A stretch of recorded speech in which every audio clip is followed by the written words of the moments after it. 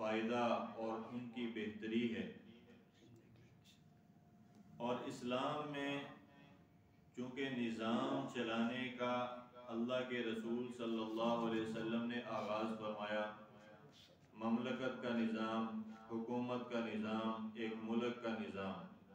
مدینہ منورہ ایک چھوٹا سا ملک تھا، ایک چھوٹی سی ریاست تھی۔ ریاست اس کو کہتے ہیں جس کے اپنے حقوق و فرائض ہوتے ہیں، جہاں پہ ایک واحد حکومت قائم ہو اور عوام کی بھرپور اس کو تائید حاصل ہو۔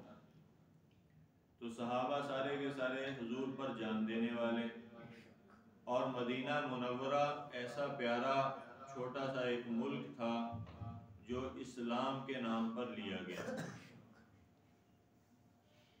ایک حدیث میں آتا ہے حضور صلی اللہ علیہ وسلم نے ایک مرتبہ صحابہ سے ارشاد فرمایا کہ مجھے وہ جگہ دکھائی گئی ہے جہاں مجھے ہجرت کر کے جانا ہے۔ وہ جگہ مجھے دکھا دی اللہ نے خواب کے اندر، اور وہاں پہ میں نے دیکھا کہ کھجور کے باغات تھے، کھجوریں لگی ہوئی تھیں، تو کھجور کے باغات تھے۔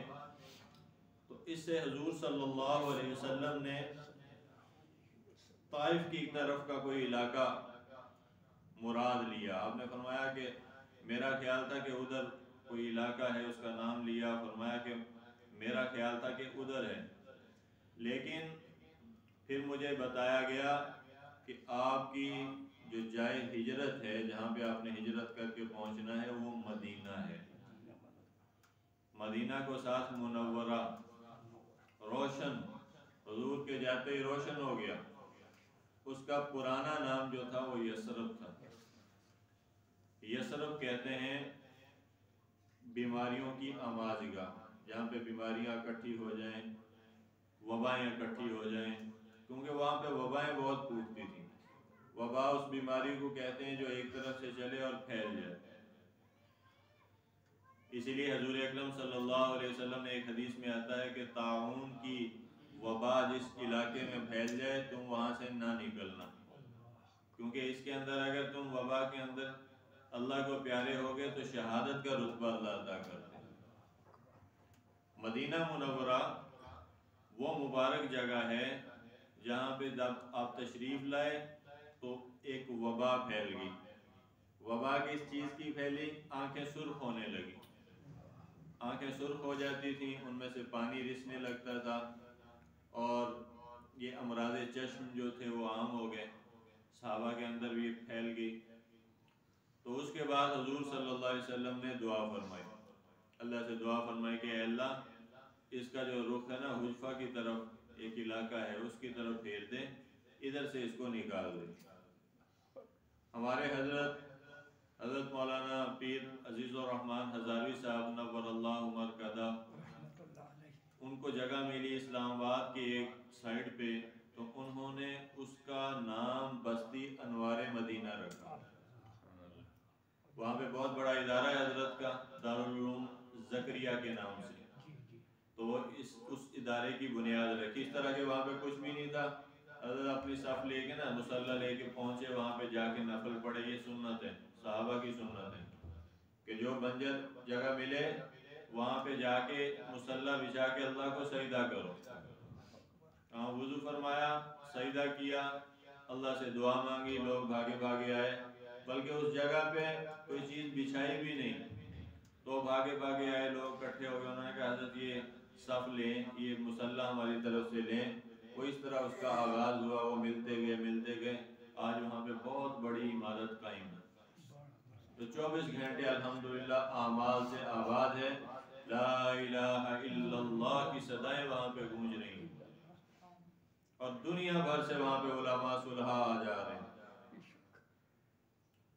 تو جب وہاں پہ حضرت پہلے سال اعتکاف فرمایا تو میں بھی ادھر تھا، مجھے بھی اللہ تعالیٰ نے یہ شرف عطا فرمایا کہ میں بھی اس اعتکاف میں موجود تھا، کیونکہ ابو بکر صدیق مسجد میں اعتکاف ہوا کرتا تھا راولپنڈی میں، الہ آباد میں، تو وہاں پہ مجمع زیادہ ہو گیا، تکلیف ہوتی تھی۔ آخری کے 2 سال بھی ہم نے وہاں پہ اعتکاف کیا، تکلیف بہت تھی مجمع کی کثرت کی وجہ سے، تو پھر اللہ نے حضرت کو یہ جگہ دی تھی تو پھر اعتکاف ادھر منتقل کر دیا۔ 2000 2500 3000 آدمی کا اعتکاف ہوتا تھا اور ساری رات میں 5 5 10 10 15 15 قرآن پاک کے ختم ہوتے تھے۔ حافظ قرآن کوئی ادھر پڑھ رہا ہے، کوئی ادھر پڑھ رہا ہے، کوئی ادھر پڑھ رہا ہے، قیام اللیل ساری رات جاری رہتا تھا اور قرآن کی آوازیں اس طرح جیسے چڑیوں کی چہچہاہٹ ہوتی ہے صبح صبح، درختوں پہ اس طرح قرآن کی گونج ہوتی تھی اور ایسی پر انوار راتیں کہ میں آپ کو کیا بتاؤں۔ تو پہلے سال جب وہاں پہ حضرت نے اعتکاف فرمایا تو ہم بھی تھے، تو وہی جو مدینہ منورہ کے اندر وبا پھیلی تھی نا، نام بھی انوار مدینہ اور کام بھی وہی ہوا، آنکھوں کی بیماری آ گئی، آنکھیں سرخ ہونا شروع ہو گئی، میری اپنی آنکھیں سرخ ہو گئی، ان میں درد ہوتا تھا اور پانی بہنے لگتا تھا۔ تو پھر اللہ تعالیٰ نے پھر اس وبا کو وہاں سے دور کیا اور الحمدللہ اللہ نے اس جگہ کو قبولیت عطا فرمائی۔ تو مدینہ منورہ میں جب تشریف لائے تو اولاً یہ وبا آئی، پھر دعا فرمائی، اللہ نے اس کو دور کر دیا۔ پھر وہاں پہ ایک محنت کا آغاز ہوا، آپ صلی اللہ علیہ وسلم نے وہاں پہ اسلامی حکومت کی بنیاد رکھی، جس کا ہر آرڈر جو تھا وہ اسلام، قرآن اور سنت کے مطابق تھا، اور آپ صلی اللہ علیہ وسلم نے اس کو مدینہ بنانے کے لیے، مدینہ کا نام ایک طیبہ بھی ہے اور طابہ بھی ہے، طابہ بھی پاک جگہ اور خوبصورت اللہ کی رحمتوں کی مرکز جگہ۔ پھر مدینہ کا خود اپنا جو مطلب بنتا ہے نا، یہ کہتے ہیں مدینہ طیبہ، مدینہ کہتے ہیں شہر کو، تو اس دور میں اس کو کہتے تھے مدینۃ النبی، یہ حضور اکرم صلی اللہ علیہ وسلم کا شہر، نبی کا شہر، مدینۃ النبی یہ مشہور تھا۔ پھر اس کو طیبہ بھی کہا جانے لگا، پاک سرزمین۔ پاکستان اور مدینہ کے اندر یہ مماثلت ہے کہ پاکستان کا مطلب بھی پاک سرزمین ہے، مدینہ کا مطلب بھی پاک سرزمین، وہ بھی اسلام کی بنیاد پہ لیا گیا، یہ بھی اسلام کی بنیاد پہ لیا گیا۔ اور ہماری بدقسمتی یہ ہے کہ آج 80 سال ہونے کو آئے لیکن اسلام کا یہاں پہ دور تک نام و نشان بھی نظر نہیں آتا۔ جن علماء نے ہندوستان میں اختلاف کیا، حضرت مولانا سید حسین احمد مدنی رحمہ اللہ علیہ، حضرت مولانا ابوالکلام آزاد رحمہ اللہ علیہ، حضرت شیخ زکریا رحمہ اللہ علیہ، یہ بڑے بڑے اکابر، حضرت رائے پوری رحمہ اللہ علیہ، تو ان کی رائے یہ تھی کہ بھئی پاکستان تو بن جائے گا، لینے کے لیے تو کوئی مشکل نہیں ہے، یہ تو بن جائے گا، لیکن مسئلہ تو آگے پھر چلانے کا ہے نا۔ گاڑی خرید لینا کوئی مسئلہ نہیں ہوتا، گاڑی کا آگے پھر استعمال اور چلانا یہ مسئلہ ہوتا ہے۔ تو ان کو نظر آ رہا تھا، فراست سے وہ دیکھ رہے تھے، اتقوا فراست المومن، حضور نے فرمایا کہ مومن کی فراست سے ڈرو، یہ اللہ کے نور سے دیکھتا ہے۔ تو ان کو نظر آ رہا تھا کہ آگے چلانے والا تو ہے کوئی نہیں، تو اس لیے کہیں ناکام نہ ہو جائے، اور ان کی بات بھی کسی حد تک صحیح نکلی کہ چلانے والے ہاتھ ہی نہیں تھے، آگے علماء تھے ہی نہیں، ساتھ دینے والوں میں اگرچہ شامل تھے، اور یہ نعمت ہے اللہ کی کہ چلو بن گیا الحمدللہ، لیکن ان کا یہ نظریہ بھی درست ثابت ہوا کہ یہ آگے اسلامی حکومت کا نفاذ یہاں پہ ممکن نہیں، کیونکہ چہرے ہی نہیں ہے وہ اسلام والے۔ تو پھر اس کے بعد پھر بدقسمتی سے وہی کھیل شروع ہو گیا کہ جو ہم دیکھتے ہیں کہ حکومت میں کوئی ایک آتا ہے پھر دوسرا اس کی ٹانگ کھینچتا ہے، پھر اس کے قریب والے جو ہیں، یہ کرسی جو ہے نا، یہ کرسی یہ والی نہیں، وہ حکومت والی یہ نہ سمجھنا یہ والی۔ اور ایک قاری صاحب کہتے تھے یہ کرسی جو ہے نا بندے کو ٹپاتی ہے، یوں اچھالتی ہے اوپر کو، تکبر آتا ہے اس کے اندر، اور جب یہ تکبر آتا ہے، اکڑ ہوتی ہے، سلوٹ لگتے ہیں، لوگ واہ واہ کرتے ہیں، ہٹو بچوں کی آوازیں ہوتی ہیں، قلین بچتے ہیں، پھولوں کی پتیاں نشاور کی جاتی ہیں، اور ہر جگہ پروٹوکول ہوتا ہے، تو اس نشے میں آدمی مارا جاتا ہے، اس کو اللہ کا حکم، قرآن کا حکم یاد نہیں رہتا۔ تو جب یہ حکومت آتی ہے تو حکومت کے ساتھ اندیشے، وساوس اور خطرات بھی بڑھ جاتے ہیں۔ اور جب حکومت کسی کی قائم ہوتی ہے تو پھر اس کی ٹانگیں کھینچنے والے بھی 100 پیدا ہو جاتے ہیں بیچ میں سے. ساری تاریخ اٹھا کے دیکھ لیں شروع سے اخیر تک، اس انسانیت کی، انسانیت صرف اسلام کی نہیں، انسانیت کی.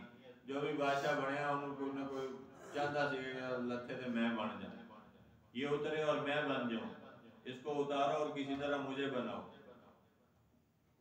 ہاں اسلامی دور حکومت میں عمر بن عبدالعزیز رحمہ اللہ علیہ کا دور بھی آیا کہ جب ان کا نام لکھا گیا، لمبا قصہ ہے، اور جو لے کے جا رہا تھا نا سرکاری ہرکارہ، تو وہ آیا، اس نے کہا اس میں نام لکھا ہے جس نے آگے حکومت کرنی، بادشاہ نے نامزد کیا ہے. انہوں نے کہا اللہ کے لیے اگر میرا نام لکھا نا تو اس کو کاٹ دو، ختم کر دو، مجھے نہیں چاہیے حکومت. اور نام انہی کا لکھا ہوا تھا، نام انہی کا تھا. جو دنیا کو دھکا مارتے ہیں دنیا خود ان کے پاؤں میں آ کے پڑتی ہے، اور جو دنیا کے پجاری اور دنیا کے غلام بنتے ہیں نہ دین کے رہتے نہ دنیا کے رہتے ہیں. حدیث پاک میں عیسیٰ علیہ السلام کے 3 حواریوں کا قصہ، 3 حواری تھے اور وہ جا رہے تھے تو ان کو سونے کی ایک اینٹ ملی. یہ اینٹ دنیا ہے. اب جناب انہوں نے وہ اٹھا لی، بڑے خوش ہوئے، انہوں نے کہا یہ تو ہمارے دن پھر گئے، نصیب بدل گئے. اب کیا کریں کہ دنیا جہاں بھی آتی ہے، دنیا جہاں بھی مقصد بنتی ہے، وہ اپنے ساتھ آفتیں لے کر آتی ہے، لڑائیاں لے کر آتی ہے، اور آپس میں ایک دوسرے کی دشمنی پیدا کرتی ہے، دلوں میں بغض ہوتا ہے، مال دولت کی خاطر لوگ جو ہے دست و گریبان ہو جاتے ہیں، مقدمے بازیاں ہو جاتی ہیں. بھائی بھائی کا بائی کاٹ کر دیتا، بھائی بھائی سے نہیں بولتا، وہ اس کو سینے سے لگانے کے لیے تیار نہیں ہوتا. ایک ہی گھر میں کھیلنے والے، ایک ہی ماں کا دودھ جو ہے وہ چھاتیوں سے نوچ کر پینے والے، ایک ہی ماں کے ہاتھوں کا پیار لینے والے، بچپن میں آپس میں باہوں میں باہیں ڈال کر گھنٹوں کھیلنے والے، ایک ہی چارپائی پہ سونے والے، ایک دوسرے کی چیز میں سے کھانے والے، ایک دوسرے کو اپنے ہاتھوں سے سلانے والے، ایک دوسرے کے ساتھ بچپن کے اندر محبت اور یارانے کی پینگیں بڑھانے والے، اور پیار اور محبت اور الفت کے ترانے گانے والے، وہ ایک ہی صحن میں کھیلنے کودنے والے بھائی جب دنیا آتی ہے تو بدل جاتے ہیں، آنکھیں بدل جاتے ہیں، سلام کرنے کے روادار نہیں ہوتے، ملنے کے روادار نہیں ہوتے. جاؤ ان عدالتوں میں دیکھو کہ کتنی عدالتوں میں مقدمے ہیں جو بھائی نے بھائی پہ مقدمہ کیا ہو، جائیداد کے لیے، پیسے کے لیے، ملک مال کے لیے، دولت کے لیے. اور دنیا جب آتی ہے اپنے ساتھ آفتیں لے کر آتی. تو اس نے جب وہ اینٹ آ گئی ان کے ہاتھ میں تو انہوں نے کہا کہ آپ یہاں پہ بھوک لگی ہے، کھانا کھائیں. تو انہوں نے ایک کو بھیج دیا کھانے کے لیے، وہ چلا گیا، اس کے ذہن میں لالچ آیا، اس نے کہا کہ میں کھانے میں زہر ملاتا ہوں، یہ ایک اینٹ بجائے تینوں میں تقسیم ہو تو یہ اکیلے میرے پاس آنی چاہیے، میرا گزارا اچھا ہوگا، میں امیر ہو جاؤں گا. یہی سوچ آدمی کو تباہ کرتی ہے کہ دنیا میں اکٹھی کر لوں گا تو کامیاب ہو جاؤں گا. قارون نے کتنی دنیا اکٹھی کی، فرعون نے کتنا بڑا نظام حکومت قائم کیا، اور دونوں اللہ تعالیٰ کے عذاب میں آئے، عذاب میں آئے، اللہ کی پکڑ میں آ گئے. تو اس نے یہ سوچا کہ میں جو نا وہ اپنے پاس رکھتا ہوں اور کھانے میں زہر ملاتا ہوں، جاؤں گا میں خود نہیں کھاؤں گا، یہ کھائیں گے مر جائیں گے. پیچھے دونوں کے اندر جو ہے وہ یہی مشورہ شروع ہو گیا. اس نے کہا کہ یار وہ حصہ دار ہوگا، وہ تو اب چلا گیا، ہم 2 رہ گئے، کیوں نہ جب وہ آئے تو ہم اس کو قتل کر دیں، مار دیں، تو یہ اینٹ ہمارے پاس رہ جائے گی. تو انہوں نے کہا یہ مشورہ ٹھیک ہے. اب ہمارا ایک نا دوست تھا، شکاری تھا، شہد اتارتا تھا، تو وہ جب تقسیم کرتا تھا نا تو وہ ایک دفعہ تقسیم کرنے لگا کوئی چیز، تو مجھے اس کی بات آج تک یاد ہے.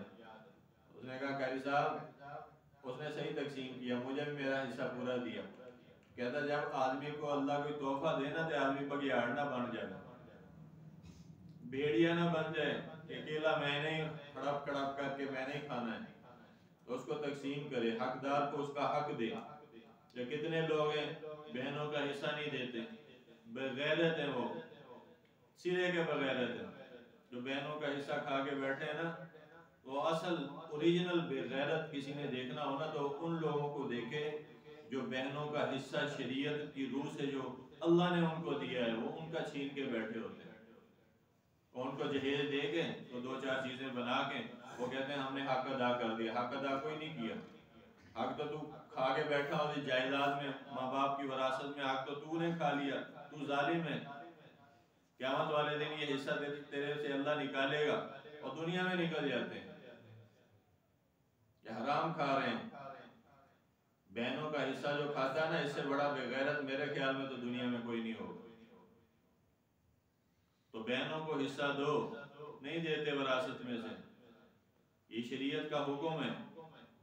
وہ کہتے ہیں یہ پلاٹ نام لگوانا ہے، اس کے نام لگوا، یہ تیرے لیے ضروری ہے، فتویٰ اس بات پہ کہ اس کے نام لگوا۔ پھر اگر وہ اپنی چاہ سے دے دے تو الگ بات ہے، لیکن شرم و شرمی بہنا بھی کہنی ہے یار اسی کی لینا ہے گا، ساڑی ٹوٹ رہیا کرتا ہے، انہوں نے شادی کر دی، انہوں نے جہیز دے دیا۔ اب پٹھانوں آپ کی طرف تو مجھے نہیں پتا کیا رواج ہے، ادھر تو پنجاب میں تو بہت ہے، سندھ میں بھی بہت ہے، ادھر بھی یہی حالات ہے۔ سندھ میں یوں بھی کرتے ہیں کہ شادی نہیں کرتے تھے پہلے، قرآن سے شادی کر دیجیے بیٹی کی کہ وراثت تقسیم نہ ہو جائے، کہیں آنے والا وراثت میں جائیداد میں حصہ دار نہ بن جائے۔ وراثت کی لڑائیاں بہت دور تک جاتی ہیں، اس لیے وراثت میں قرآن نے سب سے زیادہ جو مسائل بیان کیے ہیں وہ وراثت کے ہیں کہ تقسیم کر کے جاؤ، اسے دے کے جاؤ، یا اگر فوت ہو گیا ہے کوئی تو اس کا حصہ جو ہے نا مفتی صاحبان سے پوچھ کے دارالافتاء سے فتویٰ لے کر کہ کس کا حصہ کتنا بنتا ہے اس کو فوراً ادا کر دو، اپنے ذمے سے اتارو اس کو، وہ زہر ہے تیرے ساتھ، وہ سانپ ہے اگر تیرے پاس رہا تو تجھے لڑ جائے گا وہ۔ تو اس نے دیکھا کہ یہ تو چلا گیا کھانا لینے کے لیے، تو دونوں نے مشورہ کیا، انہوں نے کہا آئے تو اس کو مار دو، یا آئے تو دونوں نے حملہ کیا اس کو مار دیا۔ وہ زہر ملا کے لایا تھا، انہوں نے کھانا کھانے بیٹھ کے انہوں نے کہا آپ ہم اس کی تقسیم کرتے ہیں، پہلے ذرا کھانا کھا لیں۔ انہوں نے کھانا کھایا، زہر نے ان کا بھی تمام کر دیا، اور وہ بھی مر گئے، وہ بھی مر گئے۔ وہ اینٹ وہیں پہ پڑی کی پڑی رہ گئی، دنیا وہیں رہ گئی، اور وہیں اس کا مال و متاع رہ گیا، اور جس کی خاطر ایک دوسرے کی جان لی تھی خود چلے گئے۔ یہ بھی ایک ہمارے علاقے میں ایک قصہ ہوا، دو بھائی قتل ہوئے، ایک نے دوسرے کو مار دیا، دوسرے کی اولاد نے دوسرے کو مار دیا، اور دکان کا قضیہ تھا، وہ قصہ جو تھا، جھگڑا جو تھا وہ ایک دکان کا تھا، دو ملے کی دکان تھی، دکان وہیں کی وہیں پڑی رہ گئی۔ جس کی خاطر لڑے تھے وہ نہ اس کے حصے میں گئی نہ اس کے کام آئی، اور ختم ہو گیا سارا کچھ۔ اور وہ بھی دور اس امت نے دیکھا ہے۔ قاضی شرح کی عدالت میں مقدمہ آیا، ایک آدمی مقدمہ لے کر آیا، اس نے کہا میں نے زمین خریدی ہے، کس سے خریدی ہے؟ فلاں آدمی سے خریدی ہے۔ ہاں بھی اس سے میں نے خریدی، جب میں نے ہل چلایا بیچ میں سے دیگ نکلی، دیگ کو کھولا بیچ میں سے خزانہ نکلا، میں نے تو کھیت کے پیسے دیے، خزانے کا پیسہ تو میں نے نہیں دیا، اور نہ یہ میرا ہے، تو اس لیے یہ اس سے آپ کہیں تو وہ لے لیں۔ اور میں اس کے پاس گیا ہوں، اس نے کہا میں نے بیچ دیا، بیچ میں سے پتھر نکلے، سونا نکلے، میں نے تو بیچ دیا، میں نے تو اس کی قیمت لے لی، جو بھی نکلے اب تیرا ہے۔ یہ عدالت کے اندر مقدمہ، یہ بھی تاریخ نے دن دیکھے ہیں۔ اس نے کہا وہ تمہارا ہے، اس نے کہا نہیں وہ تمہارا ہے، تو قاضی کے پاس آیا۔ قاضی شرح بڑے قاضی تھے، اسلامی حکومت کے اندر بڑا نام تھا ان کا۔ انہوں نے کہا تمہارا کوئی رشتہ دار ہے؟ اس نے کہا میرا بیٹا، اس نے کہا میری بیٹی ہے، اس نے کہا دونوں کا نکاح کر دو، یہ جو خزانہ ہے یہ اس کو دے دو۔ نکاح بھی ہو گیا، رشتہ بھی جڑ گیا، دونوں بری ذمہ بھی ہو گئے، دولت بھی بچ گئی، کام بھی آ گئی۔ یہ ہے اسلام کا نظام۔ دین کا جو نظام ہے وہ یہ کہتا ہے کہ مال کو زیادہ کرو لیکن دل میں اس کی محبت کو کم کرو۔ صبح میں نے درس حدیث میں حضرت عبدالرحمن بن عوف رضی اللہ عنہ کے سونے کی مقدار بتائی آپ کو، 45 ٹن سونا، خربوں کے اندر دولت، لیکن پہلے 10 صحابہ کے اندر شامل ہیں۔ اسلام جب آتا ہے تو مال بڑھتا ہے، ہاتھوں میں آتا ہے، دل سے نکلتا ہے۔ اسلام نہیں ہوتا تو ہاتھوں میں بڑھے نہ بڑھے لیکن وہ دل میں بڑھ جاتا ہے، حرص پیدا ہو جاتی ہے، لالچ پیدا ہو جاتا ہے دنیا میں۔ اسلام کا وہ نظام حکومت جو دین نے ہمیں دیا ہے، اللہ نے دیا ہے دین کے ماتحت، یہ وہ نظام حکومت ہے جس کے اندر اسلام میں مسلمانوں کا مال بڑھتا ہے، دلوں میں اس کی محبت کم ہوتی چلی جاتی ہے، اس کے اثرات کم ہوتے چلے جاتے ہیں، پھر لٹانا آسان ہوتا ہے، دینا آسان ہوتا ہے، قربان کرنا آسان ہوتا ہے، چھوڑنا آسان ہوتا ہے، اپنے حق کو چھوڑنا آسان ہوتا ہے۔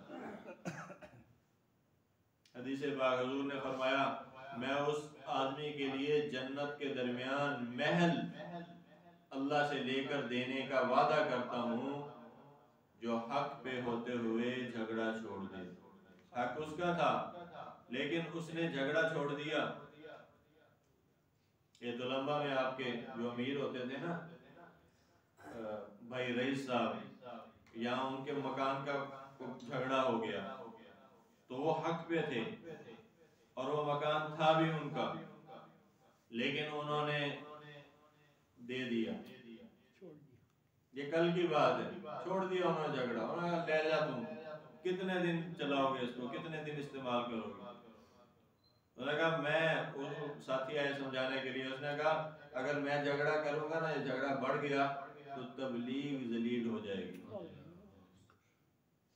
تبلیغ جو ہے، تبلیغ کا میرا سارا جو ہے وہ جتنی پہچان ہے تبلیغ کے نام سے علاقے میں، جو عزت ہے وہ دین کے نام سے، تو کہیں اس پہ حرف نہ آ جائے، اس خوف سے، اس ڈر سے انہوں نے وہ جھگڑا چھوڑ دیا اور حق پہ تھے لیکن انہوں نے اپنا حصہ چھوڑ دیا۔ یہ ہے وہ شخص فوت ہو گئے۔ اب اس کے لیے حضور کا وعدہ ہے کہ قیامت میں جب آئے گا تو میں جنت کے درمیان اللہ سے تجھے محل لے کر دوں گا۔ تو جب اسلام کا نظام آتا ہے تو پھر اس طرح ہوتا ہے، اور جب دنیا داروں کا نظام آتا ہے پھر اس طرح ہوتا ہے جس طرح ہو رہا ہے۔ اور عمر بن عبدالعزیز رحمہ اللہ علیہ کا دور حکومت، ایسا دور آج تک نہیں آیا، قیامت تک نہیں آئے گا کہ ایک گھاٹ پہ شیر اور بکری پانی پیتے تھے۔ امن ایسا تھا، امن کا دورہ، حضرت عمر فاروق رضی اللہ عنہ کا دور، اسلامی حکومت کا نفاذ حضور نے سکھایا۔ دیکھو ایک ایک چیز سکھا کر گئے، اور اسلام میں جو حاکم ہوتا ہے نا وہی اصل میں خادم ہوتا ہے، ہمارے حکمرانوں کی طرح نہیں کہ وہ ان کے ٹیکس، عوام کے ٹیکس کے پیسے سے کھاتے ہیں پیتے ہیں، اسی پہ عیاشیاں کرتے ہیں، بلکہ وہ خادم بن کے جیتے ہیں، خادم بن کے۔ یہ جمعیت کے مفتی عبدالشکور صاحب یہ وزارت مذہبی امور کس طرح چلایا، حاجیوں کا پیسہ بچا، ایک وزیر پہلے آیا تھا وہ کھا گیا تھا، حاجیوں کا پیسہ بچا وہ واپس کیا سب کو، ایک ایک حاجی کو اس کا پیسہ واپس کیا، خود اتر کے میدان میں اس نے سارے انتظام سنبھالے، ادھر جا کے حج کے دوران اس نے ایک ایک خیمے میں جا کے پوچھا کہ بھئی راضی ہو ٹھیک ہو، ایسے خادم آتے ہیں، اور وہ سب کچھ بنا بھی سکتا تھا لیکن انتقال ہو گیا، یا کسی نے جو حالات ہوتے ہیں باہر کے وہ پیچھے لگ جاتے ہیں، ایسے لوگوں کو نہیں جینے دیتے، شہادت آ گئی، لیکن وہ ایک مثال جیتی جاگتی قائم کر کے گئے۔ اپنا گھر نہیں تھا، کچا گھر تھا، پیچھے سب کچھ بنا سکتا، منسٹری پہ بیٹھا، وزارت مذہبی امور پوری اس کے نیچے ہے۔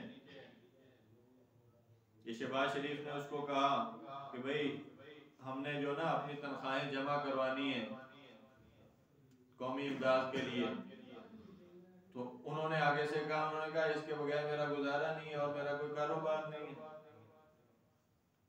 سیدھی بات کی، وہ حیران رہ گیا۔ حضرت ابوبکر صدیق رضی اللہ عنہ خلیفہ بنائے گئے، چادریں ہاتھ پہ لی، تھام ڈالے اور تجارت کے لیے چلے، تو حضرت عمر رضی اللہ عنہ مل گئے، تو انہوں نے کہا کدھر جا رہے ہو ابوبکر؟ انہوں نے کہا میں بچوں کا پیٹ پالنا ہے تو اس کے لیے میں تجارت کے لیے جا رہا ہوں۔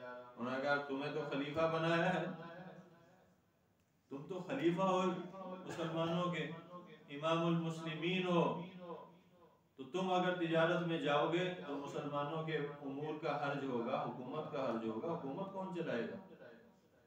اگر تو بھی چلا گیا تو پیچھے کون سنبھالے گا؟ پھر صحابہ کو اکٹھا کیا، سارے کبار صحابہ، بڑے صحابہ اکٹھے میں مشورہ کیا، انہوں نے کہا بیت المال سے ان کے لیے وظیفہ مقرر کر دیا۔ انہوں نے کہا وظیفہ اتنا مقرر کرنا کہ جتنا ایک عام مزدور کی مزدوری ہے، عام مزدور کی مزدوری ہے، میرا اتنا وظیفہ مقرر کر دو جس میں گزر بسر ہو سکے۔ پھر اس میں سے بچا بچا کے رکھا۔ جب بیوی سے کہا تو میٹھا کھانے کو دل کرتا ہے، بیوی نے بچا بچا کے میٹھا ایک دن تیار کر لیا تو لا کے رکھا، تو پھر فرمایا کہ یہ کتنے پیسے میں بنا؟ انہوں نے کہا اتنے جوڑ جوڑ کے میں نے ایسے، اور فرمانے لگے کہ میٹھا کوئی ضروریات میں سے نہیں ہے، یہ تو ایک آدمی کی شوگر کی طبیعت ہے، یہ تو اضافی چیز ہے۔ اتنے پیسے بھی اپنی تنخواہ میں سے کاٹ کے بیت المال میں جمع کروا دیا۔ جب درد ہوتا ہے اور خوف ہوتا ہے اللہ کا کہ قیامت والے دن مجھے کھڑا کیا ہے، آج تو بھج بھج کے ایم پی اے کی سیٹیں لیتے ہیں نا، تو یہ قیامت والے دن پوچھ اس کی بڑی پکڑ بہت سخت ہے، اجر بھی بہت اس کا بڑا ہے اور پکڑ بھی بہت سخت ہے۔ حضرت عمر رضی اللہ عنہ روتے تھے، فرماتے تھے فرات کے کنارے اگر کوئی کتا بھی مر گیا بھوک سے تو عمر سے پوچھا جائے گا اس کے بارے میں۔ یہ ہے اسلام کا نظام رحمت۔ حضرت عمر رضی اللہ عنہ اس کے بعد خلیفہ بنے تو صورتحال معلوم کی کہ ابو بکر کیا چھوڑ کے گئے، تو سلام ہے ابو بکر رضی اللہ عنہ کی عظمتوں کو، ان کی ذات اقدس کو۔ انہوں نے کہا کہ دو چار کپڑے ہیں، ایک پیالہ ہے، ایک چارپائی ہے، ایک لوٹا ہے، یہ چند چیزیں گنوائیں، اور انہوں نے کہا کہ ابو بکر یہ چھوڑ کے گئے وراثے۔ تو حضرت عمر رضی اللہ عنہ رو پڑے اور فرمانے لگے کہ ابو بکر تو مجھے آزمائش میں ڈال گیا، ابو بکر تو مجھے آزمائش میں ڈال گیا۔ اور پھر اکثر یہ فرمایا کرتے تھے، حدیث پاک میں آتا ہے کہ اکثر یہ فرماتے تھے اور کہا کرتے تھے کہ میری اور مجھ سے پہلے جو میرے دو دوست چلے گئے، حضرت محمد صلی اللہ علیہ وسلم میرے نبی اور رسول، اور اس کے بعد پھر ان کے جو خلیفہ بلا فصل ہیں حضرت سیدنا ابو بکر صدیق رضی اللہ عنہ، ہم تینوں کی مثال ایسی ہے کہ تین دوست سفر کے لیے چلے، ایک تو چلتے چلتے چلتے اپنی منزل تک پہنچ گیا، پھر دوسرا اس کے قدم پہ قدم رکھ کے چلا، ابو بکر اس کے قدم پہ قدم رکھ کے چلا، وہ بھی چلتا چلتا ان کے پیچھے جنت میں پہنچ گیا۔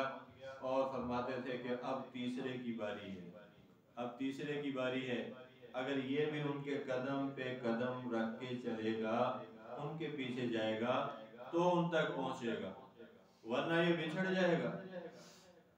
اور پھر تاریخ نے یہ دیکھا کہ حضرت عمر بھی وہیں پہ گئے، وہیں پہ آج تک وہیں پہ ہیں، اور قیامت کی صبح تک انشاءاللہ وہیں پہ رہیں گے کہ قدم پہ قدم رکھ کے۔ تو اس لیے محترم عزیزو، اسلام کا جو نظام حکومت ہے وہ یہ ایسا رحمتوں والا نظام ہے کہ جس کے اندر رعایا کی خبر گیری امام وقت خود کرتا ہے اپنی ذات سے۔ رات کو گلیوں میں چکر لگاتے تھے کہ رعایا کس حال میں ہے، ہمارے حکمرانوں کو کوئی ہوش نہیں ہوتی کہ تو شرابی ہیں، زانی ہیں، راتیں ان کی زنا میں گزرتی ہیں، شرابیں پیتے ہوئے مست ہو کے، انہوں نے تمہاری خبر گیری کے لیے کیا آنا ہے؟ تو راتوں کو جو خادم سمجھے گا وہ آئے گا۔ گلیوں میں پھرتے تھے مدینہ کی اور پتہ کرتے تھے کہ بھئی کس حال میں گزر بسر ہو رہی ہے۔ کبھی کبھی کسی گھر سے سالن منگواتے تھے حضرت عمر تاکہ اس گھر کی معیشت کا پتہ چلے کہ کن حالات میں گزر بسر ہو رہی ہے۔ رات کو چکر لگا رہے تو دیکھا کہ مدینہ کے اطراف میں نواح میں آگ جلتی ہوئی نظر آئی، تو اپنے غلام اسلم ان کے ساتھ تھے، ان کو ساتھ لیا کہ شاید کوئی قافلہ ٹھہرا ہے رات کو، تو اس کی خبر گیری کریں جا کر وہاں پر دیکھا ایک بڑی عورت، اس نے وہ ہنڈیا اوپر رکھی ہوئی اور اس کے اندر وہ یوں کر کے وہ چلا رہی تھی، چمچ چلا رہی تھی۔ تو پوچھا کہ کیا ہے، اور بچے کچھ رو رہے تھے وہاں پہ۔ انہوں نے کہا کہ میں یہاں پہ بچوں کے ساتھ آ رہی تھی، رات پڑ گئی، یہیں پہ ٹھہروں گی، صبح مدینہ پہنچوں گی۔ تو کہا کہ وہ کہنے لگی کہ عمر رضی اللہ عنہ کا عمر کا اور میرا اللہ کے پاس فیصلہ ہو گیا۔ انہوں نے کہا وہ کیسے؟ میں نے کہا وہ تو ہمارا حکومت کا سردار بنا ہے، ہمارا بادشاہ بنا ہے، میری خبر ہی نہیں لیتا۔ اس کی اور میری پوچھ ہوگی اللہ کے دربار میں۔ تو حضرت عمر رضی اللہ عنہ رو پڑے، پوچھا اس میں کیا ہے؟ انہوں نے کہا اس میں پتھر ہے، ہنڈیا کے اندر پتھر ڈال کے پانی ڈالا ہے اور بچوں کو بہلانے کے لیے اس کو ہلا رہی ہوں تاکہ اسی انتظار میں یہ سو۔ عمر کا اور میرا اللہ کے پاس فیصلہ ہوگا۔ تو حضرت عمر وہاں سے فوراً بھاگے واپس، بیت المال سے بوری لی، اس میں کھجوریں بھری، چربی ڈالی، سامان ڈالا اور اس کو خوب اچھی طرح بھر لیا۔ پھر اس کو لے کر چلے اور اپنی کمر پہ رکھا۔ غلام اسلم نے کہا کہ مجھے دے دیں۔ انہوں نے کہا قیامت والے دن میرا بوجھ تو اٹھائے گا، وہ مجھے اٹھانا پڑے گا۔ اٹھایا، لے کر آئے، اس کی ہنڈیا میں چربی ڈالی، دانے ڈالے اور پھر اس کو پکاتے رہے، پھر آگ جلائی۔ حضرت اسلم کہتے ہیں کہ ان کی گنجان داڑھی تھی، گھنی داڑھی تھی حضرت عمر کی، تو اس میں سے دھواں نکلتا ہوا میں دیکھتا رہا۔ گنجان داڑھی، گھنی داڑھی، داڑیاں نہ کٹایا کرو، داڑھی بہت بڑا گناہ ہے داڑھی کٹانا، داڑیاں رکھو اور اپنی داڑھی کو بڑھاؤ، مونچھوں کو پست کرو، حکم ہے حدیث پاک میں۔ تو دیکھا کہ وہ حلوہ سا تیار ہو گیا، پھر اس میں سے پھونک مار مار کے آگ جلا کے حلوہ تیار کر کے پھر اس کے حوالے کیا، اس نے بچوں کو کھلایا۔ بچے کھا کر وہاں پہ آپس میں کھیل کود میں مشغول ہو گئے۔ تو حضرت عمر رضی اللہ عنہ تھوڑا سا ہٹ کے وہاں پہ بیٹھ ان کو دیکھنے لگا اور پھر اٹھ کے چلے اور اسلم سے کہا کہ اسلم تمہیں پتا ہے کہ میں کیوں یہاں پہ بیٹھا؟ کیوں بیٹھے؟ اگر میری حکومت کے اندر اس اماں کے ساتھ آنے والے بچوں کا رونا میں نے دیکھا، ان کے آنسو میں نے دیکھے تھے، میرے دل میں آئی کہ میں ان کا مسکرانا بھی دیکھوں، میں مسکرانا بھی دیکھوں تو پھر یہاں سے اٹھ کے جاؤں۔ مسلمانوں کا خادم بن کے حضرت عمر بن عبدالعزیز رحمہ اللہ علیہ گھر کے اندر بیٹھے تھے، گھر کے اندر داخل ہوں کے گھر میں فاطمہ شہزادی، 7 نسبتوں سے یہ شہزادی تھی، بھائی اس کے بادشاہ، والد اس کا بادشاہ، بیٹا اس کا بادشاہ، باپ اس کا بادشاہ، یعنی 7 نسبتوں سے شہزادی، ایسی شہزادی بھی کوئی نہیں آنی دنیا میں۔ اور گھر کے اندر یہ حالت تھی کہ گھر کے اندر فقر و فاقہ تھا اور مٹی جو تھی، مٹی کے ڈھیر لگے ہوئے تھے۔ تو ان کو عورت ملنے کے لیے آئی، اس نے بیٹھی تو باہر سے ایک مرد آیا، یکدم داخل ہو گیا حضرت عمر بن عبدالعزیز، اور آگے ایک کونے میں کنواں تھا، وہاں سے پانی نکال کے نا اپنے سین کو پانی دینا شروع کر دیا۔ تو وہ کہنے لگی فاطمہ سے اس سے پردہ تو کر لو، یہ کون ہے؟ انہوں نے کہا یہی تو امیر المومنین ہے، یہی تو امیر المومنین ہے۔ انہوں نے کہا یہ تمہارے گھر کی یہ حالت ہے، یہ ویرانی ہے تمہارے گھر کی۔ انہوں نے کہا تمہارے گھروں کے اندر جو آبادیاں آئی ہیں، امت کے گھروں میں آبادیاں آئی ہیں، اسی سے تو ہمارا گھر ویران ہوا ہے۔ یہ ویران ہوا ہے تو آبادیاں آئی ہیں، یہ ویران ہوا ہے تو تمہارے بچے آج رج کے کھا رہے ہیں، یہ گھر اجڑا ہے تو تمہارے گھر آباد ہوئے ہیں، اس گھر کے اندر فاقہ اترا ہے تو آج امت کے اندر ہریالی نظر آ رہی ہے، اس گھر کے اندر جو ہے غربت نے ڈیرے جمائے ہیں تو آج امت سکون کی نیند سو رہی ہے۔ یہ ہے اسلام کا نظام حکومت۔ تو اس لیے کہتا ہوں اہل لوگوں کو، علماء کو، صلحاء کو ووٹ دو، چوروں کو اور ان زانیوں کو، شرابیوں کو، فاسقوں فاجروں کو مت دو۔ اچھے لوگ بھی ہوتے ہیں لیکن اکثریت ایسے لوگوں کی ہے جو دین کے مخالف زندگی گزار رہے ہیں۔ علماء کا ساتھ دو، مرنے جینے پہ علماء کو ترجیح دیتے ہو، ان کو بلاتے ہو، ان کو دیکھتے ہو، تو ووٹ ڈالتے ہو کہ حتیٰ فالج پہ جاتا کہ پھر ان کو ووٹ ہی نہیں دیتے۔ تو جہاں پہ سپورٹ کرنا ہے، نظام حکومت جن کے ہاتھ میں دینا ہے، ان کے ہاتھوں میں، جن ہاتھوں کو کہتے ہیں کاٹنا چاہیے، جو اسلام کے اندر چور کی سزا ہے، جن ہاتھوں کو کاٹنا چاہیے تھا، اس قوم نے اس کی بدبختی کہ انہی ہاتھوں کے اندر خزانے کی چابیاں پکڑا دیتے ہیں جا کے۔ اپنے تھوڑے سے پیسوں پہ ووٹ کو بیچ دے، حرام ہے، صریح حرام ہے ووٹ کو بیچنا۔ جیسے کتے اور سور کو کھانا ہے، ایسے ووٹ بیچنے والے اپنی کمائی کھاتے ہیں، بالکل اسی طرح حرام ہے، صریح حرام ہے، رشوت ہے، رشوت کا پیسہ ہے۔ تو مت بیچو اپنے آپ کو، مت بکو کسی کے سامنے، مت جھکو، علماء کا ساتھ دو، حق والوں کے ساتھ کھڑے ہو۔ یہ نظام حکومت اسلام کا آئے گا تو انہی مبارک لوگوں سے آئے گا۔ یہ چند علماء ہیں اسمبلی کے اندر، کس طرح ہر جو ہے لادین اور بے دین سیکولر طبقے کے آگے اور ان کے بلوں کے آگے آڑ بن جاتے ہیں، دیوار بن جاتے ہیں۔ یہ بھی نہ ہوتے تو خدا ہی حافظ تھا۔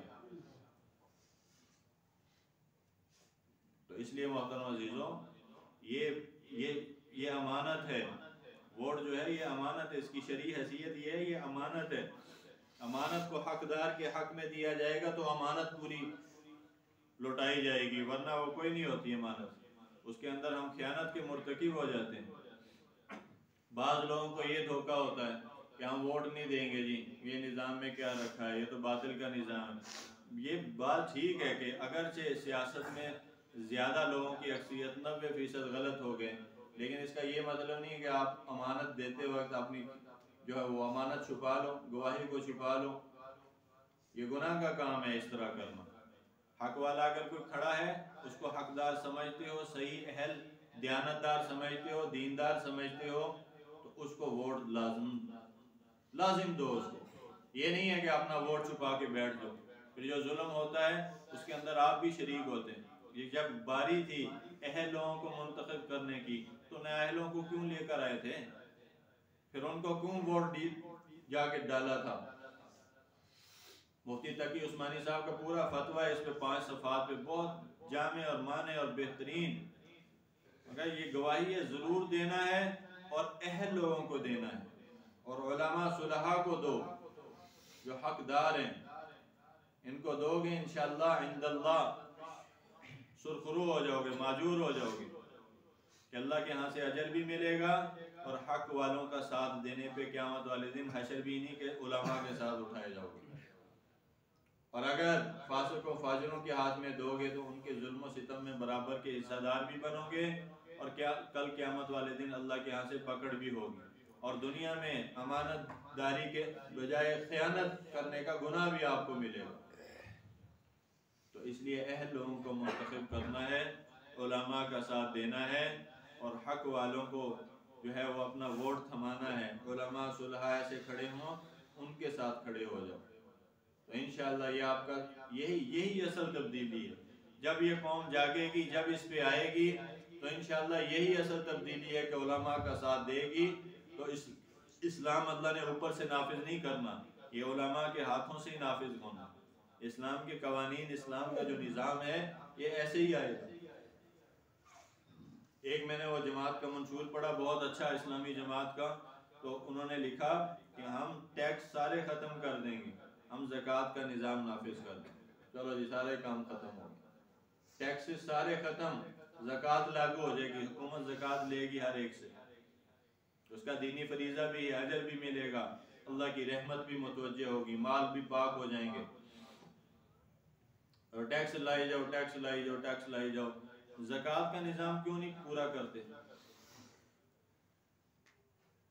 تو جب اسلام کا نظام آتا نا، بڑی برکتیں، یہ ہمسائے ملک میں ہم نے دیکھ لیا کیسے وہاں پہ آج علماء کے ہاتھ میں حکومت ہے، ہر چیز وہاں پہ محفوظ ہے، امن ہے، انصاف ہے، وہاں پہ مہنگائی کی شرح کم ہو رہی ہے، اور ایسا اسلام کا نظام بابرکت وہاں پہ آیا ہے کہ آج ان کے جو ہے اللہ تعالیٰ نے ایسی خوشحالی کا دورہ وہاں پہ شروع ہو چکا ہے۔ اسلام کا نظام ہے، اس کی برکات ہیں۔ بہت سارے علماء صلحاء ہیں، خادم ہیں عوام کے، ان کے جو وزراء ہیں، وزیر ہیں، وہ عوام کے ساتھ بیٹھ کے کھاتے ہیں، چوکوں چوراہوں میں پھرتے ہیں، قاضی عدالتیں لگا کے بیٹھے ہیں، کوئی یہ رشوت والا نظام نہیں، گواہی دو آگے، سچی گواہی دو، ادھر ہی فیصلہ فوراً۔